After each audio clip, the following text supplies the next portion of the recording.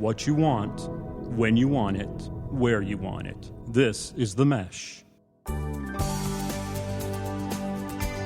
For organizations looking to enhance their customer relationships, this is Stepping Up Service.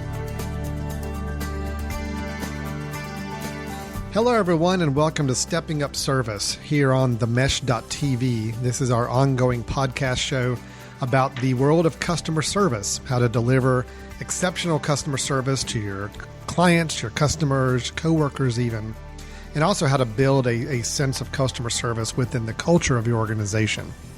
We've been doing this podcast for quite a while now, several years, and each month get together and talk about one topic in particular as it relates to the world of customer service with some advice and best practices on things that your organization may want to continue doing or try doing to help improve that culture. My name is Alan Jackson. I'm the Chief Customer Officer with Viveris Incorporated that handles patient and employee customer satisfaction surveying for a lot of organizations in the healthcare field.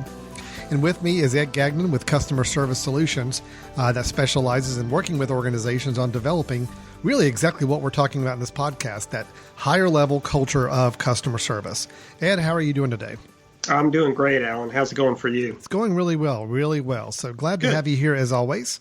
This is always a good time to get together and swap some stories, talk a little bit about customer service. And I do have to tell you, Ed, before we get into our topic. So my son, I think you mentioned this about maybe one of your children too, where they've kind of gotten indoctrinated a little bit that whenever we go places, they're quicker to pick up on, is this good customer service or not that I'm getting here?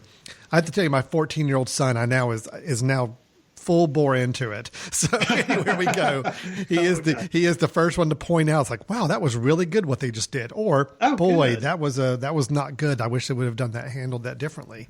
So, it can make for a fun time when you go out to dinner with the family, or it could make for a really depressing time when you have the 14-year-old version of yourself sitting there pointing out everything going wrong in the experience. So it's fun, though. So I think this show has a lot to do with building up that mentality with our kids as well. So does he do binge listening of Stepping Up Service every weekend? Yes. He's a binge listener. He'll wait a couple months and then just kind of pile them all in at one time. Excellent. And, he's a big fan of the show. So, good. Well, speaking of that and telling stories and kind of talking through experiences, my understanding of what we're going to do today, Ed, is that you've got a story to tell. Is that right?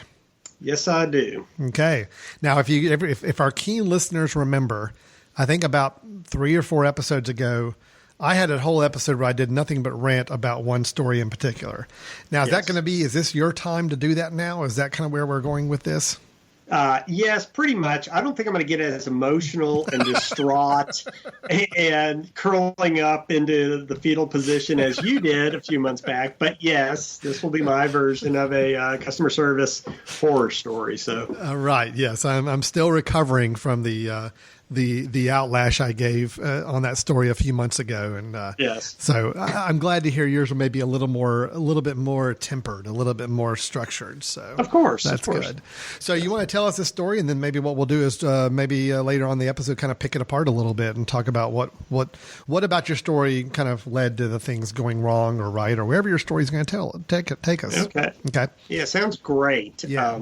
Well, let's do that. And then also just remember, before we close out the show, you and I are both going to share, normally we'd both share stories. Now, Ed, this may be your story. Do you want this to be your story for the month? Or do you have another one to share with us as well? This is a good story, so let's leave it at this for me, so you can just end the show with your story if you'd like. I will do that. I have a story to share, and what I'll do is I've got a couple to choose from, so I'm actually going to wait and see where your story goes tone-wise to decide if I want to have one as a nice balance against it. So I have a couple to choose from this month. Okay, that sounds great. So we'll close out the episode with our customer service story of the month, as we always do. And just as a reminder, before we get into this discussion, you are listening to this podcast on themesh.tv. That is an online podcast network of shows that are available to you for free at any time. You can go and listen to the episodes online, or you can set up a subscription and actually have those episodes downloaded to your mobile device or laptop or tablet at any time whenever a new episode is available. Stepping Up Service is just one of the shows on the network. We have several others as well, ranging from other business podcasts to education. We have sports shows. We have a new fantasy football show that just started up for this season. So a lot of great options to listen to. We do encourage you to visit themesh.tv. That's THEMESH.TV to check out all the different podcast offerings that we have available. All right, so Ed, I'm going to turn the mic over to you for a moment, and why don't you tell us this story? I understand we're kind of titling this story "Connecting the Dots," so I'm kind of anxious to hear where your story goes in with regards to that title. Okay, and so people can listen and really try to relate this title to what I'm talking about. This is the story of my experience working with a cable internet telephone company. Oh, boy. So when you're talking about connecting the dots, think about within this business, where did they connect the dots with each other and where didn't they connect the dots? So that's the way to kind of listen to this through what lens do you see this story. So my family and I converted our phone and our internet to a certain provider about 5 years ago, but we were not able to convert our cable over. Somehow, how this particular provider has set up their cable, they have a certain range that your house has to be within in order to get access to the cable. Our next door neighbor, who we share a driveway with, was within range, and they got cable through this vendor. We, whose house is maybe 12 feet from our neighbor's house, could not get access. Really? Yes. So we literally have our internet and our phone through this one provider A. We still have cable through provider B. We can't stand provider B. Horrible customer service for years.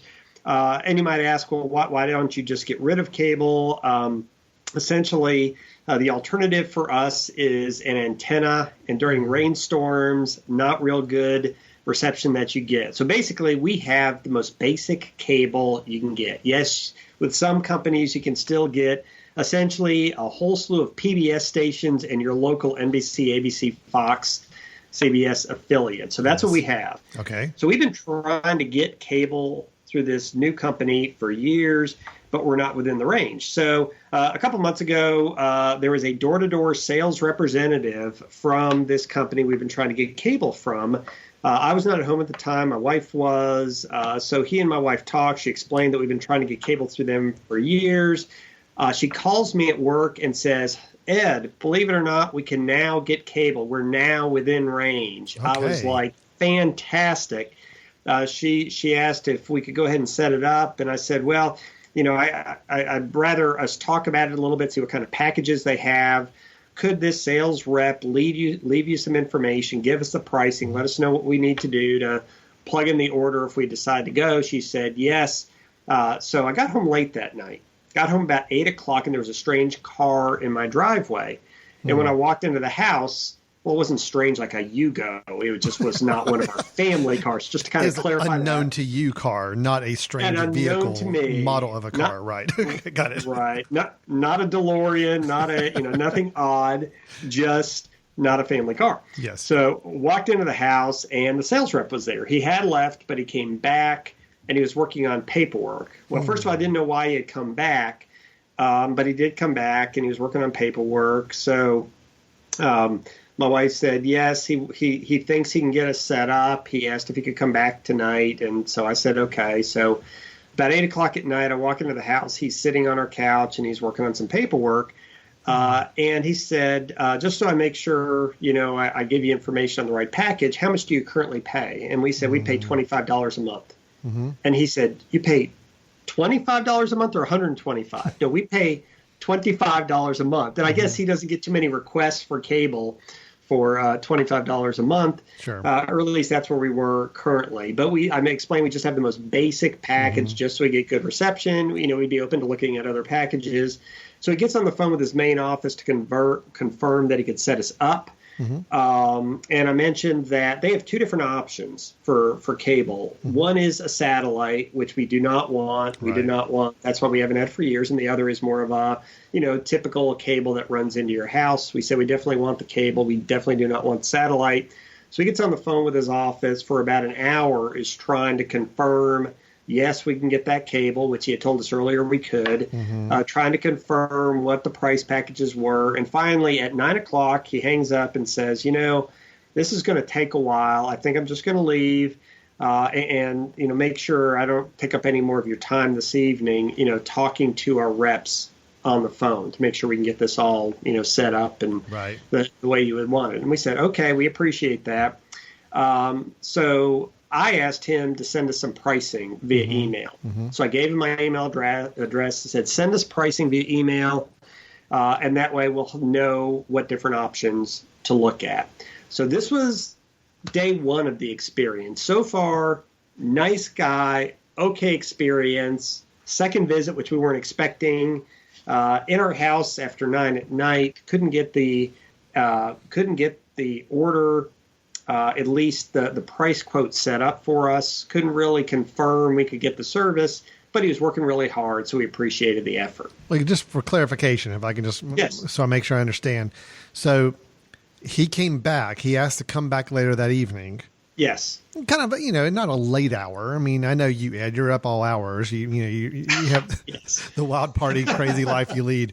But 8 o'clock at night, still a kind of reasonably late hour for business time. But he was still on the phone trying to work out confirming that you guys could get the service. That's right. What you're saying? Okay. All right. Okay. All right. Please continue. That's good. I just wanted to clarify.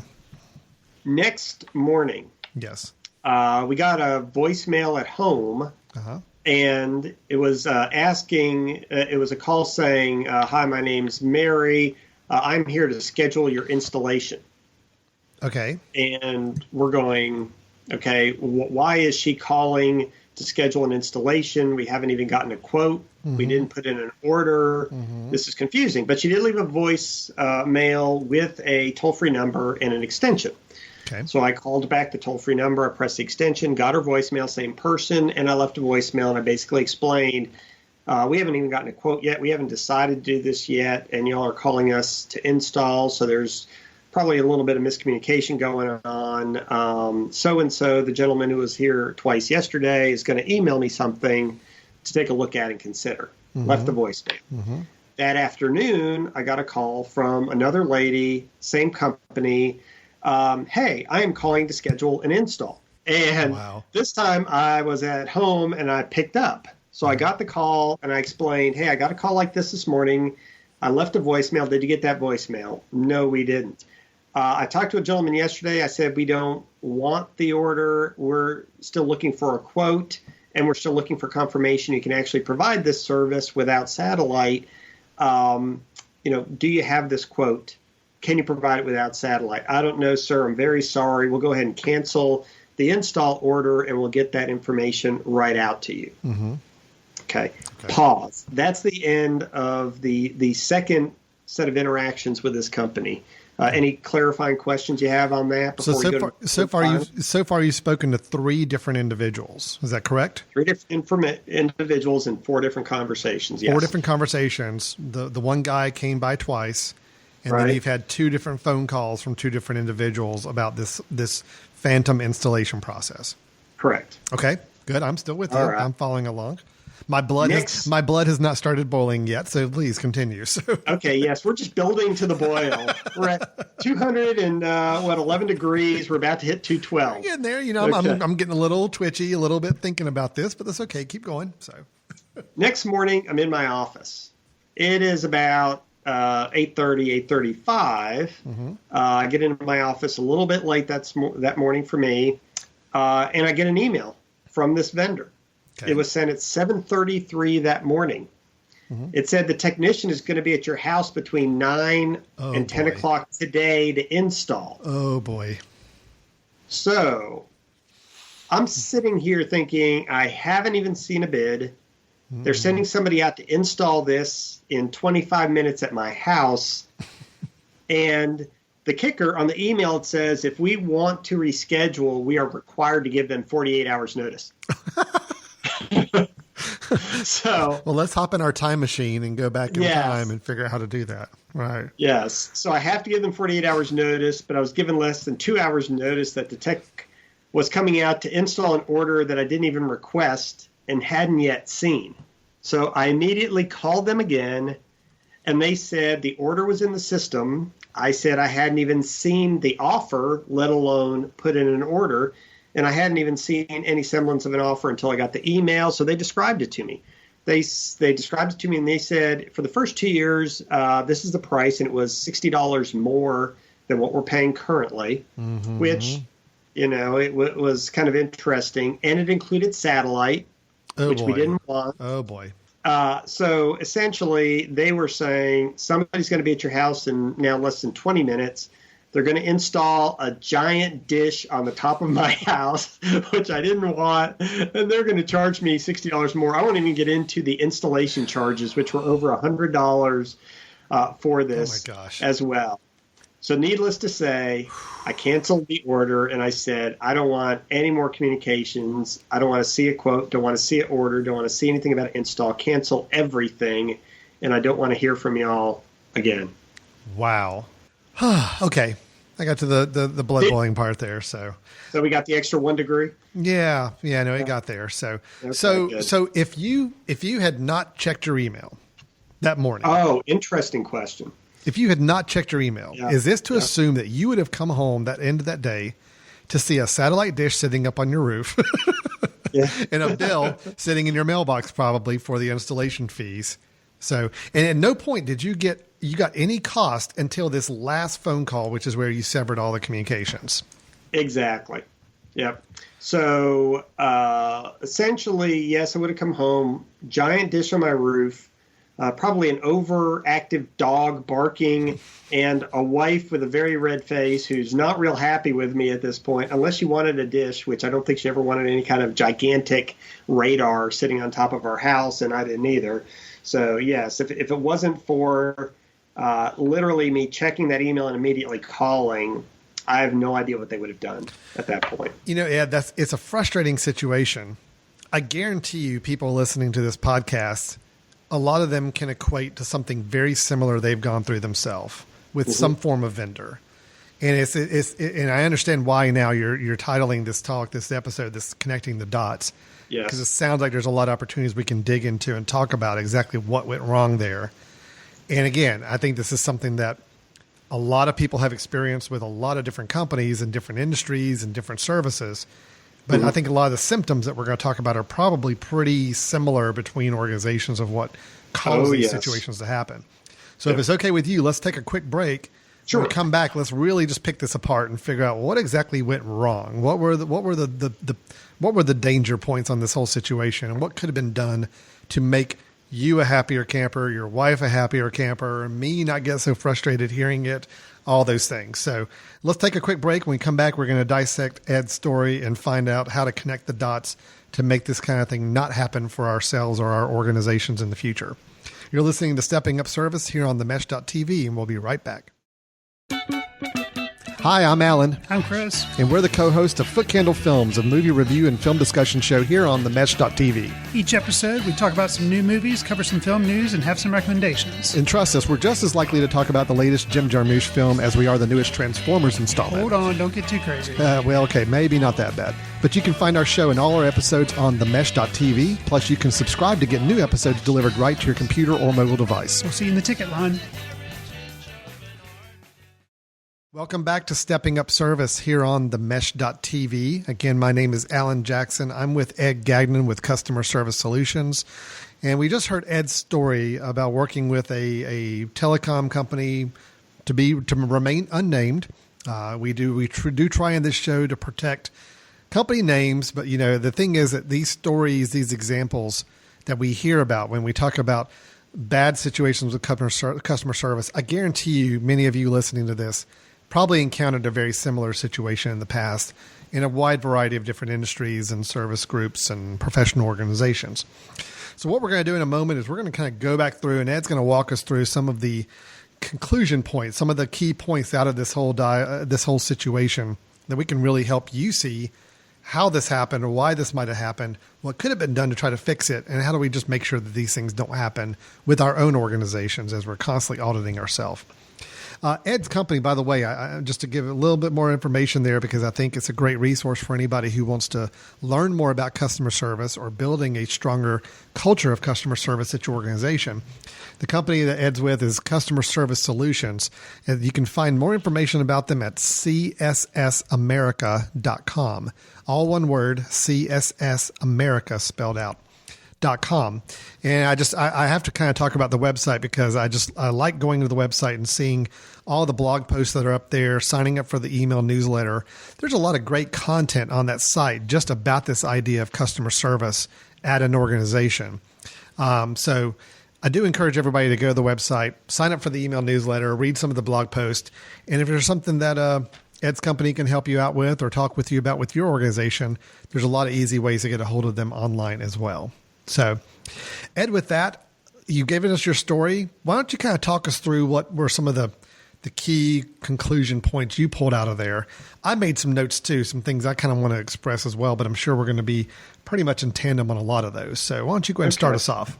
Sure. We're going to go day by day. So let's start with the day where the person came on site, came to our house. So remember, he was there, knocked on the door, cold call, tough thing for anybody to do, established a good rapport, said he could do something. We asked him to leave and send us some information. He came back.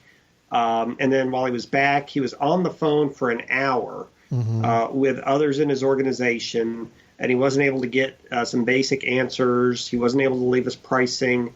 He wasn't able to tell us what they could and couldn't do system-wise.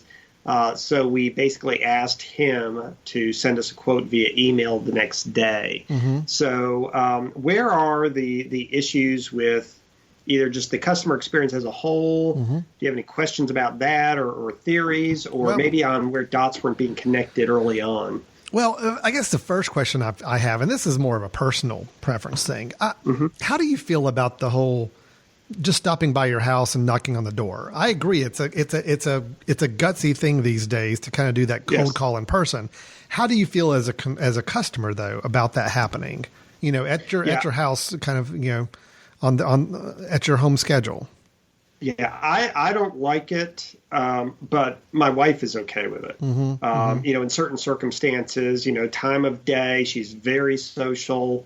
If the person looks credible, she'll enjoy chatting with them. I'm not overly comfortable with people just coming to my door. So that's they're taking a risk in doing that, but anybody's taking a risk when they reach out to you to try to sell you something that they might do it in a way you don't like. What's your thoughts on that? Well, I'm not a big fan of it either, just because I feel like it's the most intrusive kind of communication you can make.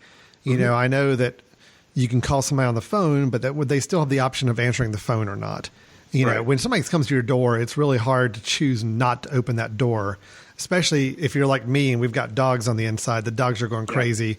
They know people are inside. They can see the cars in the driveway. It's a little tougher to not answer the door without really just being kind of, a little offensive about it in a way. So I'm not a big fan of the stopping by the homes. I mean, we have so many forms of communication available these days to reach people that are more conducive to people's schedules than just stopping by at their house. So that, when you mentioned that was my first little slight red flag. I'm like, I don't know if I'm liking that, but I guess it is kind of balanced out though if the person is very professional, easy to work with, and seems very service minded with their approach. I guess it could be okay, but I personally am like, I don't care for that approach myself. Yeah, and if we look through it from the perspective of connecting the dots, it would have made more sense for them to send an email either requesting, seeing if we would like somebody to stop by, and or just giving us a heads up. Somebody's going to be in your neighborhood this week, just so you know to expect them. Because at that point, that gives some credibility to the gentleman when he comes to the door. People don't think that he's necessarily there to just try to steal something or whatever, that you're expecting him. So when you see it, it puts your coworker in a better position. So if the organization is really thinking, how can we make this successful for the people who do have to go to the door? Let's either try to set appointments for them or at least give the customers in that area a little heads up, that is going to be that's going to be what's happening. The other point is I didn't deal with this gentleman when he first came to the door, but I've dealt with one gentleman from the same company about 4 years ago, and they did the same thing. And he didn't know what services we already had with his company. Mm-hmm. So they obviously did not communicate well with others in the organization. They obviously just gave whoever this rep is who's going door to door a territory and said, go door to door, find out what they have, and if they don't have all of our services, try to sell.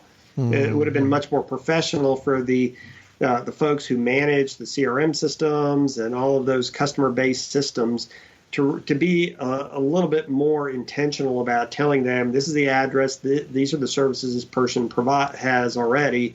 So it helps that sales rep to go in much more educated. Mm-hmm. They can tailor their approach better. It just puts that person in a better position to succeed as well. So that's another connecting the dot issue. Absolutely, absolutely.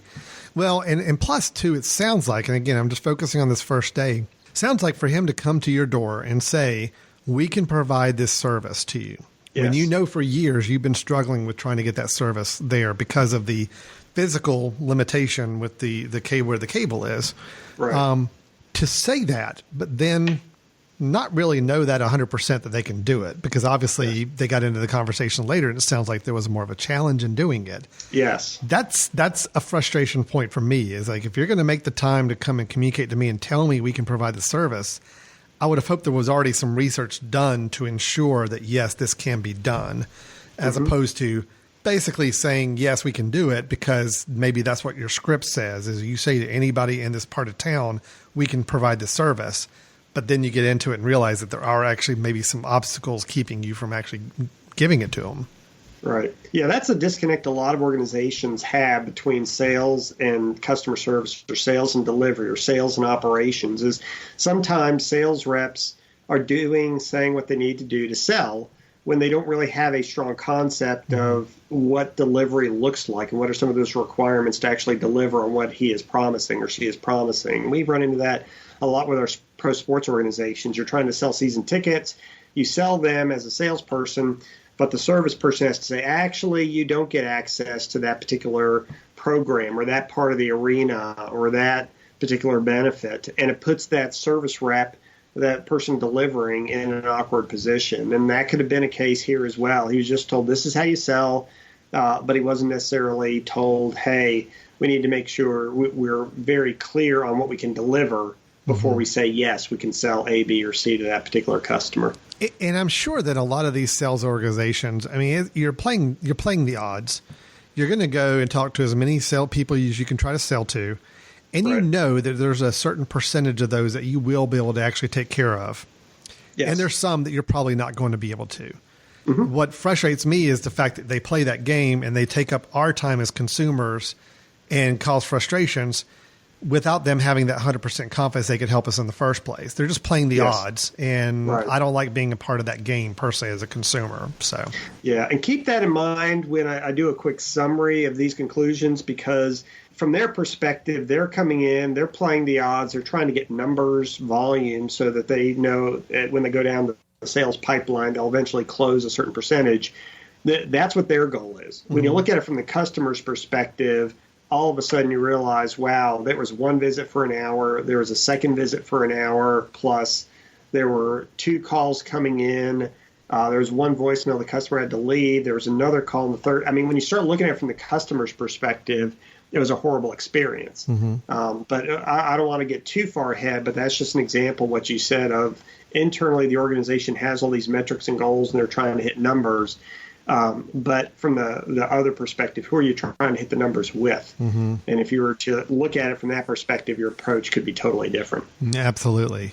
So it sounds like he shows up at the house, which I'm not a big fan of, but I mean, I guess some people don't mind that. So I'm not going to say that's a no-no. I'm just going to say that you need to know your audience. You need to know your customer group and make sure that approach is going to be compatible with them.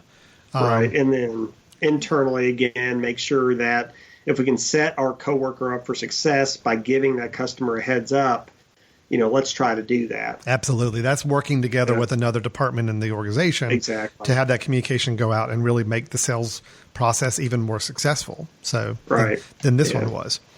Yeah. So he's on the phone in your living room for like an hour, which That's a whole nother pinch point for me as well. I mean, I get that sometimes things aren't going to go smooth with like an installation, but almost an hour on the phone in your house. I mean, Yeah. to me, the more mindful way of doing this is you're in there for 5 minutes. And once you start to get any indication that things maybe aren't going to be able to proceed, you either take that phone call offline, leave, say, I'm going to circle back. I don't want to intrude any more than I have to, that type of thing. An hour is just a really long time to be in somebody's house without Right. any clear resolution. Right. And if it was an install, that would be a different thing because Sure. you have a certain expectation. But if a sales rep is coming back and you didn't expect them to come back, and then when they come back, you know, it's getting to be late in the evening and they're on the phone an hour and they obviously don't know if they can do what they said they could do a few hours earlier in your house, but then you're thinking, why am I sitting here? You know, why is this taking place? There's obviously, again, a disconnect between two different departments. A lack of understanding about whether or not this particular service could be provided. Yeah, that's a lot of pinch points. I mean, again, we haven't gotten to the point in the experience where this is a complete frustration yet, Right. but you're already seeing some of those gaps starting to be created. And the minute you said that he was on the phone for an hour in your living room, that was my indication that this process is not going to end the way it was sold it was going to start. So, Right. yeah. Yes. So let's go to day 2. Okay, then. sure. So just as a reminder, we got 2 separate calls, left a voicemail in between the 2 calls. So obviously, there was some representative, I assume it was the on-site representative, who instead of emailing me, when he had my email address, he entered an order. Yep. When I specifically said, don't enter an order. Secondly, based on what we found out on day 3, he must have entered an order with a satellite when I specifically said, don't enter an order with a satellite. We're not interested. Third thing is that I did leave a voicemail back for caller 1 who called on day 2, but caller 2 had not heard the voicemail. Yeah.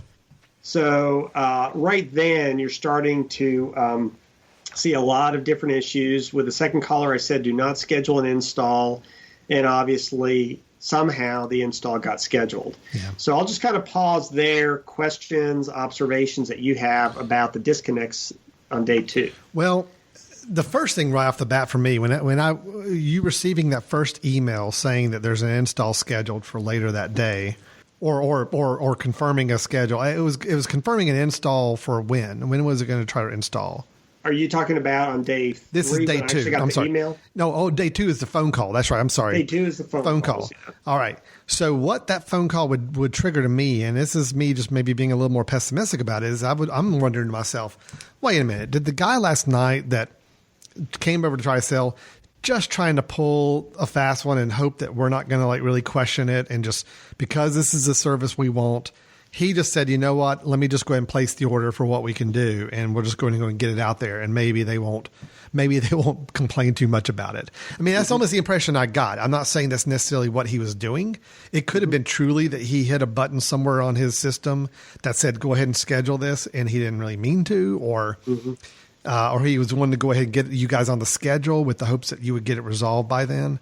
But I would take away, and this is, I think, how a lot of people would feel, is that maybe we're trying to get a little scammed on this. Is like, just go ahead and schedule an install, get them in there, and then we'll figure out the money that they owe us later. You know? Yes. Yeah. And maybe that was it. He was just trying to get a commission, so he put it in like that and hoped, that it would go through. Or maybe, and we're having to say a lot of maybes and make a lot of assumptions, maybe they don't have a price quote status. If you're in the system, it's an order or it's an install, but they don't have a preliminary status of price quote. I really don't know.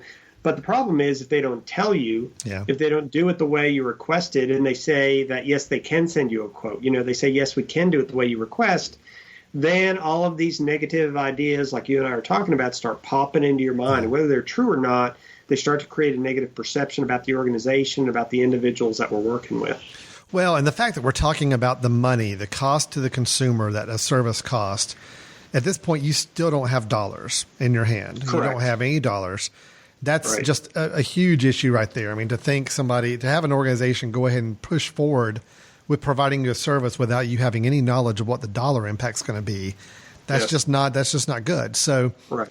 it seems like to me either this guy rolled the dice and said, well, I'm just going to go ahead and schedule it and see if we can push it through. Or he truly found himself against a brick wall where he couldn't get a price quote to you.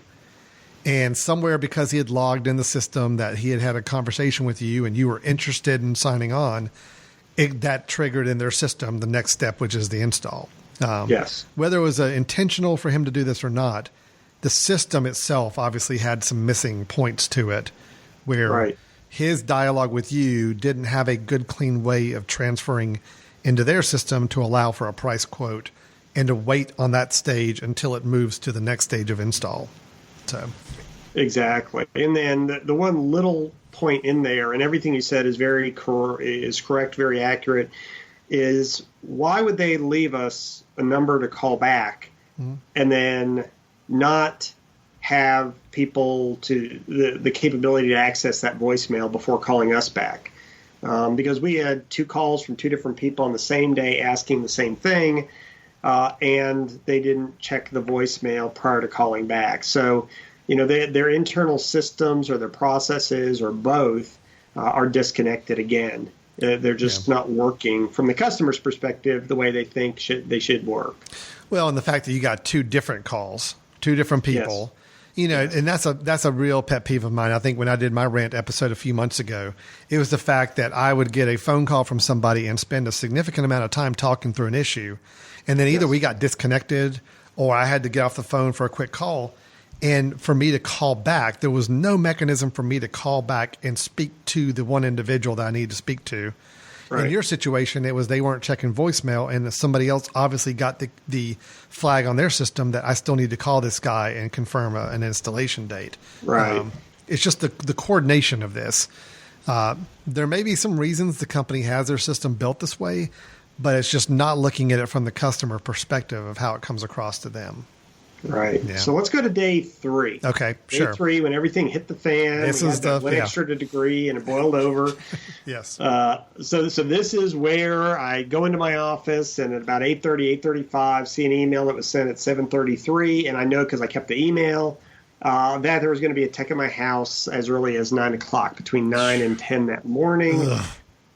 So obviously there was some major disconnect between the conversation I had the previous day, the email in the morning, the fact that they would send out an email that says that I have to give them 48 hours notice, and they give me an hour and 27 minutes notice between when the email was sent and when the tech could be at my house. Talks again about disconnect. The fact that when I talked to the rep about specifically what they were talking about installing, it included a satellite, which I had already mentioned to 2 different people in the organization we didn't want. Just really put me over the edge, and they lost any possibility of a sale. This was a situation where we literally wanted this cable for years. Right. And even though they didn't have a $25 version, we wanted to have whatever their low-end version was, which was probably $70, $80 a month. We were willing to do that. But because, first of all, they apparently couldn't deliver, but that they told us they could deliver, apparently couldn't, and then made so many errors because of internal disconnections within their organization, miscommunications, poor systems, maybe all these other points that you and I are talking about in terms of was there intent to try to slip it through or not. Because of that, they lost a sale from a customer who literally wanted your product. Oh, yeah. But was so fed up with your process, they said no. Well, and you're looking back on this too. I mean, so I'm getting from day 3, I'm getting the picture of, either the sales guys trying to hit some sort of quota, or they have some sort of metrics they're trying to hit on the number of installs they do or number of installer visits. So let's just push this through the system. Let's get it through there. Let's do it. He realized at some point or somewhere in the chain, somebody realized we cannot run a cable to these people's house. We can't do it. We cannot do it. And instead of going back to the client and saying, we apologize, this is not possible. The only option we have is satellite. I know you said you didn't want a satellite. Can we discuss that more just to make sure that's not on the table? to do that kind of follow-up. But instead, it seemed more important to the company to get the install done regardless, which that's really the issue I see with this. Yes. So everything's being pushed through to install, even though you're not ready to install, and you still have no dollars at the point when you get that email. Mm-hmm. And then they're using a template email that they send out for all their installs that have that 48-hour notice message on it, even though in this situation, they're accelerating the process to try to get it done on some sort of quick schedule. And they don't have a more customized message to reflect a shorter time frame. So as you reading it, say 48 hours, and it obviously looks like a real bad disconnect when they're just using their same template email they use all the time. Yes. So, boy. So, million different issues. I guess the way I would summarize all these different issues is they just do not view this entire process from the customer's perspective. They don't think about how would it feel as a customer to have 5 different conversations with 4 different representatives, or at least be in contact with in some form 4 different representatives. You tell one person one thing, it shows up differently. You tell another person one thing in the email, it shows up differently. They have these systems where you're being asked to leave a voicemail, but they don't check the voicemail. When cancellation requests are made, they don't go through. You have emails that require 48 hours notice that you get with less than 2 hours notice. So if they had viewed it from the customer's perspective, they would have designed it all differently. They would have said, here are the steps in the process. And if the customer wants option A or has question B, this is how we handle that process. And these are the points moving forward. So we're going to get into solutions here in a second. But were there any other major conclusions that you drew, broad-based conclusions, based on what this experience was? Well, it's just the discord, the lack of coordination is my biggest thing out of all of this. It's a lack of coordination, and it appears to be a drive to push sales as opposed to service. It seemed definitely more geared towards how quickly can we get an install on the books? Because if I get another install by the end of the month, that helps me meet the quota I've got to meet. That's honestly how it just really looks. The fact that it was so fast. He's there on day 1. He wants to have an install set up by day 3, and we haven't even talked dollars yet. That just to me smacks of somebody trying to get something on the books as quickly as possible. Which is never good for the customer. So solutions. Yes. Start real high level. We already talked about this. When you're designing a process, design it or at least check it from the customer's perspective. Mm-hmm. We have something called customer-focused process redesign. And basically it is the stereotypical process rework, process improvement project where you're mapping out projects and you're trying to make them more efficient. But there has to be a component in there when you say, let's take a step back and let's run different customer personas or different typical customer types through this process. What does it look like and feel like to them? Okay. Don't implement a process purely for internal efficiencies, at least if the process impacts customers.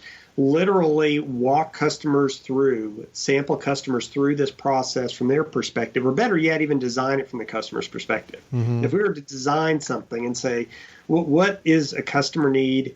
What is a product or service to meet that need? What is the process used to deliver that product or service? Within what kind of an environment do we want to have those processes and systems working? Mm-hmm. What are the characteristics of the people who are going to be working within that environment, delivering those processes? That's really designing from the customer's perspective. But if you're redesigning, still walk through the flow from the customer's perspective. Have that be a guiding principle or a maxim in all that you're doing. Ed, that's a really great point. It's almost like I can see a situation where this company was plotting out how this process was going to work. And maybe they were thinking to some degree, oh, this is going to be great for the customer. We have somebody show up at their door and they can quickly ascertain what they can do for them. Mm-hmm. And then we're going to quickly move them into install. So the customer's not going to have any downtime. It's going to be a quick 3 to 4 day process. We can show up on site. We can schedule the install that night and be really done. That may have been what they designed. But then they didn't do what you were just describing, which is really looking at different scenarios. Like your scenario, they show up and it turns out you can't get a cable run and you don't want a satellite. It's almost like their flow chart didn't have that branch in there to say, what do we do in that situation? The only branch they had was schedule the install.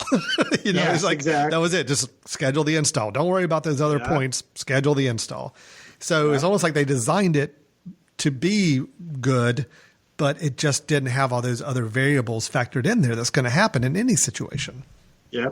If the customer does everything exactly like we want them to do, and if the customer has their system set up exactly like we want them to do, then this process will work great. Yeah, right. Unfortunately, the customer is not part of your script. The customer is not there actually saying everything you want them to say, doing everything you want them to do, having the facility or the house set up exactly how you wanted to have it set up. So the customer is the variable, and you got to make sure that your systems, your people, your processes, and those connections can roll with the variables. Absolutely. One kind of detailed note is they really need to think about having all their staff set up on the same systems. Yes. They definitely don't. When you have somebody coming in and they're having to spend an hour on the phone with somebody, and then they can't handle whatever that particular need is. In this day and age, I don't know why you would be on the phone with somebody for an hour when they're probably just looking something up on a computer system. And then you have phone systems that are not tied into your computer systems. Obviously, when the second person called me on day 2, they obviously didn't have access to voicemail recordings that I had left for the first person prior to calling me back. Yeah. And then there's systems for it supposedly having been canceled, and yet the next morning I get the email saying the install's coming. Obviously, their systems are integrated. They don't have all people on the same systems with the kind of access that they need. So in a situation like this, like you were talking about in your the first solution you mentioned about kind of this mapping the system out, mapping the process really from the customer's perspective. Right. Is this where I know this is a pretty detailed, this is more than just a transaction at a store, but a mystery shopper type of situation, would that still be something that would work here to have a consumer actually go through this scenario from to be kind of watching this scenario from a customer viewpoint and really making notes of where things happen or don't happen right?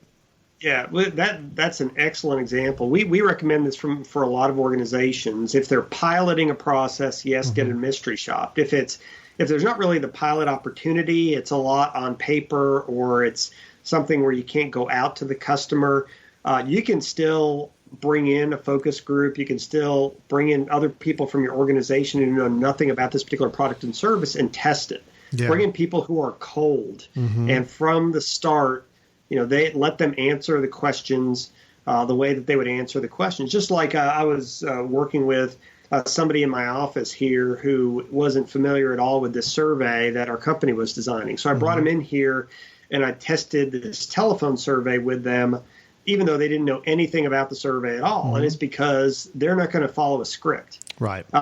Because customers aren't going to follow a script. So you want people to throw you some curveballs and to see how the process gets modified based on what did or didn't work when those curveballs were thrown. That's good. The last set of solutions really relates to some of what you talked about with mapping out the process. And we can look at this from two different perspectives. One is, how do I map out the process in such a way that the customer is involved with the process? Like, I don't just do a quote, but I send the quote to the customer. I don't just cancel the order, but I send the order cancellation notice to the customer. I don't just order something, but I make sure that the customer gets the order confirmation as well. So there's a difference between doing and communicating with the customer what you did. And it's always good to err on the side of over communication with the customer than under. Let them know what you've done, share it with them, send them a copy, continually keep them up to date. So if something is wrong, they can let you know, or if it's right, they feel informed, they feel like the process is moving around. Second perspective is really when we talk about mapping this out and looking at it from the customer's perspective, wouldn't it have been great if that first rep who was in my house could show me a form, show me a document, and it is the customer onboarding process. And Mr. Gagnon, what we're going to do is step one, we're going to find out exactly what you need, and we're going to send you a quote, and we'll get a quote at that point. Then we're going to follow up with an email. If we don't get an email in 3 days, we'll follow up with a phone call to confirm you want this order.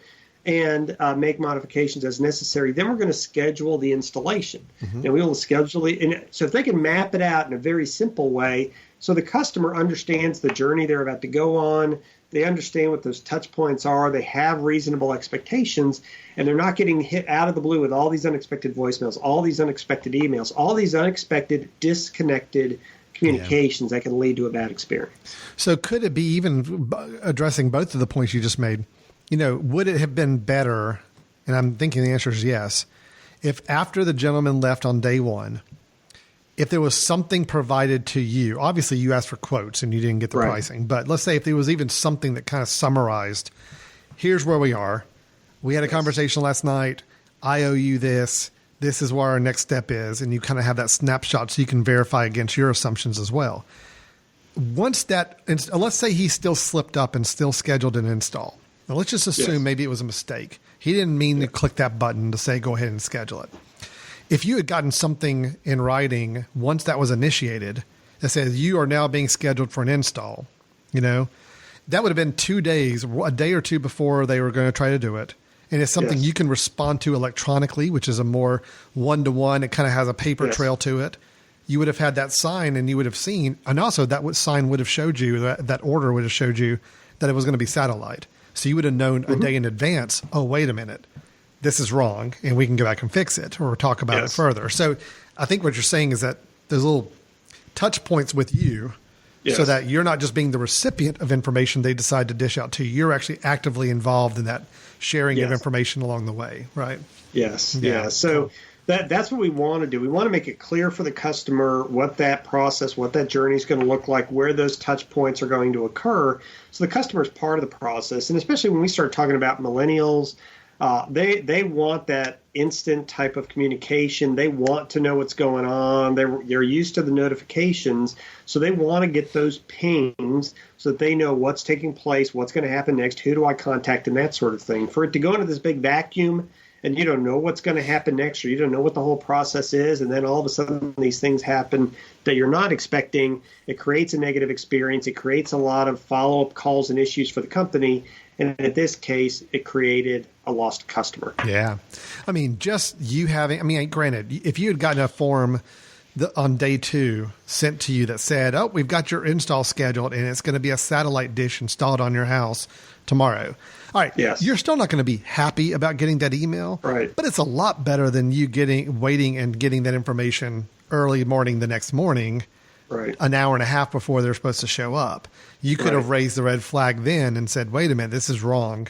Not only am I not supposed to have an install, but B, it's definitely not supposed to be satellite dish.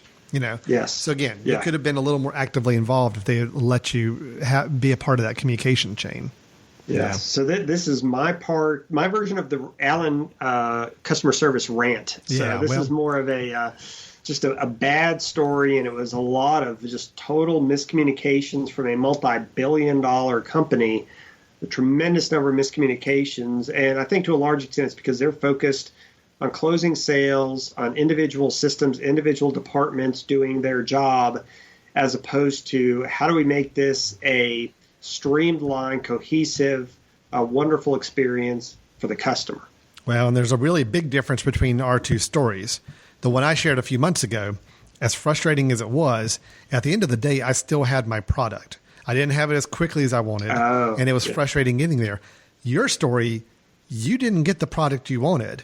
That was an easy sell for this company. You wanted their product. You wanted their relationship as a vendor, and you're walking away now and you don't have it, mainly because of the way the experience happened. And that's a real shame. Absolutely a shame. Yeah, we had called several times over the last 4 or 5 years to see if we were, quote, within range. And we were always told no. So we obviously wanted it. If we're proactively reaching out to see if it's available, we obviously wanted it, and they lost it, and we're not going to be calling it again anytime soon. We'll probably just stick another antenna on our downstairs TV someday when we, get rid of cable. We're just so fed up with the current cable company.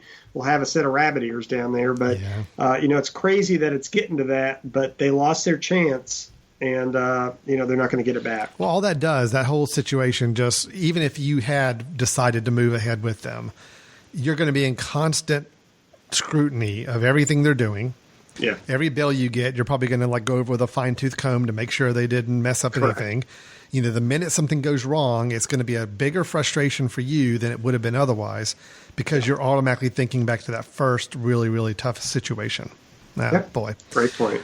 Well, just for all the listeners out there to understand, if this is the first time you've listened to our show, we normally don't just kind of pile on and rant about stories. We've done 2 episodes where it's kind of our own personal story for the whole episode. Normally we're talking in broader terms about a lot of best practice ideas and suggestions. Yeah. So I want you to think you just landed on the gripe podcast here, that all we're going to do is rant and rave. Unless you like gripe podcasts, then yes. Rate us 5 stars on iTunes and keep downloading us. We're going to keep ranting. Yes. If the numbers go up for this episode, I say we change the show to just nothing but rants every single month. Yes, gripe world with Alan and Ed. And that's, at the end of every episode, we do try to come together with kind of our stories of the month, something we personally experienced. Ed just kind of spent the last 45 minutes with his story. So we're going to let him go with that as being his story for the month. My story, well, it's a little bit of an interesting story in that just in the last week, I've had to deal with multiple vendors. We've been in our building here. We've been redoing some networking, some wiring, some cabling. So that requires a lot of different vendors to have to come into our building and work at different times. And I've kind of had to help broker some of those communications. And here's one thing I've learned, and I don't think we've ever really talked about this as much in our show, but the idea of subcontractors that reflect your company. I have had to deal with 3 of them in the last week, and it's been a wide variety of reactions and experiences with those different subcontractors. And the subcontractors, the experience I have with them has influenced the way I feel about the parent company that handed work to them. Mm-hmm. So, for example, we had a telecom type company that came in to do some rewiring for us as well. And, it was simple enough. We called, we scheduled the appointment. They were going to come out. They just need to rewire some things because we're reconfiguring the network a little bit in the building. And they said, okay, we'll have somebody out at your place at noon on this particular day. Well, the guy showed up at 11, first off, which it was odd enough that the person was early because I'm not used to that with any of these communications vendors anyway. But he showed up at 11 and still asking for us. And that was still a little bit of, okay, it's okay to be early, but an hour early meant that we kind of had to get ourselves out of a meeting, drop everything and go tend to you. Because I didn't want to go say, well, you got to leave and come back in an hour. I figured, well, if he's already here, if I tell him to go away, it may be a day or 2 before he can come back. Yeah. So that's a little bit of an issue. And then the gentleman they sent, I mean, I get it. These are subcontractors that you hire. You hire them to do some of the work that your company doesn't have the capability to do, like installing. So the main company is not an installing company. They will hire installers to come out and do the work. This individual, and I'm not being judgmental on looks and appearance, but just was about the scruffiest looking guy that you could have sent out to a professional business workplace. And again, I'm not judging that because I've worked with plenty of people, and if the service is there, I don't care how they're dressed or how they look. Sure. But that was already kind of a little bit starting there. And the whole time he was with us, he was complaining about his company that he was subcontracting for, complaining about how they never gave him the right information, that they don't pay him enough, that he has to eat a lot of his time on traveling because they don't comp him for that. And he wished he had known more information from them before he showed up at our place. We could have gotten things done better. Just complaining nonstop. Wow. So right away, I realized he is his own separate person. He is not a full-time salaried employee of this other company. Mm-hmm. But my perception of the other company is now worse because of that dialogue. Because I think, well, they're not obviously screening their people very good to be subcontractors. And B, if he's telling me true things about his relationship with his company, that doesn't make me very happy either. So that was a bad experience. But in the same day, I had the exact opposite with a subcontractor. Somebody came in, professional, greeted me professionally, were there on time. They spoke very positively about the service that this company that they're representing was going to be providing to us and how they were going to have it set up and what they were going to do. And it gave me a much more positive opinion of the contracting company than the other. So I guess my whole story is more of a reminder to those of you that have companies that do depend on other vendors or contractors to do work on your behalf, is that you have a responsibility to make sure that they are also presenting themselves in a high customer service manner and representing your company positively. And you need to have some audits on that, because, you don't need a subcontractor bad mouthing you as a company when they're supposed to be doing work for you, so it's just, mine is more of a reminder. I just got really exposed to that all in one day from a couple of different angles. And it's really important to make sure those guys are representing you right. Yeah, we run into that a lot with our sports clients where, you'll have security staff, concession staff, merchandising staff, ushers who are not employees of the organization, but all of a sudden fans will complain, Team X or Track Y delivers terrible experiences. Those parking attendants are so rude, or, they were cussing at us, or this or that. None of them are employees. None of the ones they typically complain about are employees of the track or of the arena, but it makes the track or the arena look bad if it's a negative situation. So, that's that first gentleman in particular just does the exact opposite of what you would want any representative of your organization doing when they're with one of your clients. I do have to tell you that I just thought this was really funny. I mean, really, it's nothing to do with customer service necessarily. But, of course, he's out there just bad-mouthing this company left and right, to the point it's almost embarrassing to sit there and have to kind of listen to him. Yeah. And then he says, well, let me call this in. I got to call in this change and find out when I can come back and do it and when they're going to let me come back and do it. He gets on his phone, and as soon as they pick up on the other line, he's like, hi, this is Bill, subcontractor number 5, and I'm going to need to request and see if I can get a change on my installation order for this client for tomorrow. Just as nice as he can be to the person on the phone. And the second he hangs up with him, it's just like, well, it's just what I thought. They're going to make me come back another day, and I don't know what they're doing type of thing. It was just really funny that just to hear his dialogue with his contracting company on the phone, completely different to how he's talking to me as the customer, the end customer. Right. Anyway, again, it did not give me a good sense of anything with that company. And again, it's a shame because he's not a full-time employee of that company. He's supposed to be representing them, though. And that's just something I think sometimes it's easy to forget. Yeah, well, I hope they do a survey of you. Speaking of both your and my firms do research, I hope they do a survey of you if they truly cared about the customer experience and retention and all that sort of thing. Well, it's been a week and I haven't seen one yet, so I'm not holding my breath on that. So I know for a fact which companies do send out surveys pretty reliably. I know for right away which ones I can expect to get one from whenever I have an experience. And then I know those companies that I will never get a survey from and never get a follow-up call to see how things went.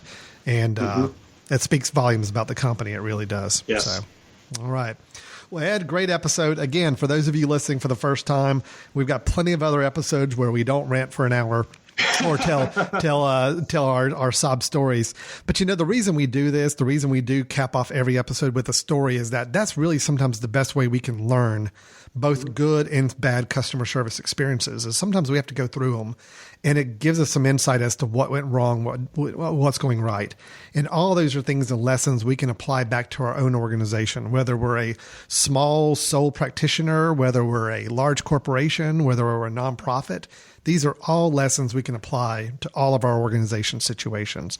So that's why Ed and I are so big on the stories at the end of every month, because sometimes you got to have that personal connection to something we can learn about the customer service world.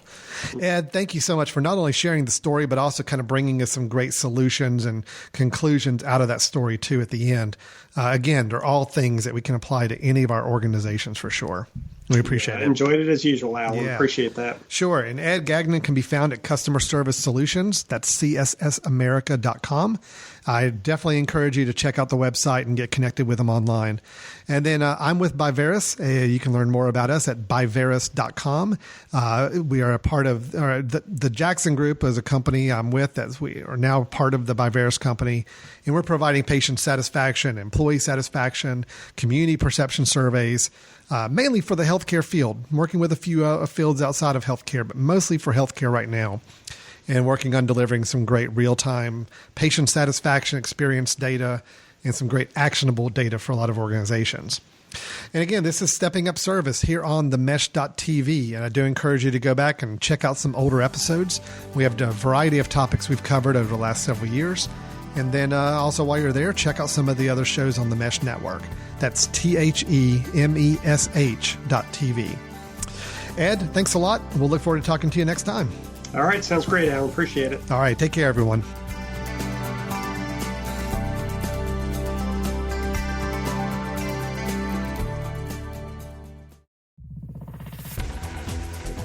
You've been listening to The Mesh, an online media network of shows and programs ranging from business to arts, sports to entertainment, music to community. All programs are available on the website as well as through iTunes and YouTube. Check us out online at themesh.tv. Discover other network shows and give us feedback on what you just heard.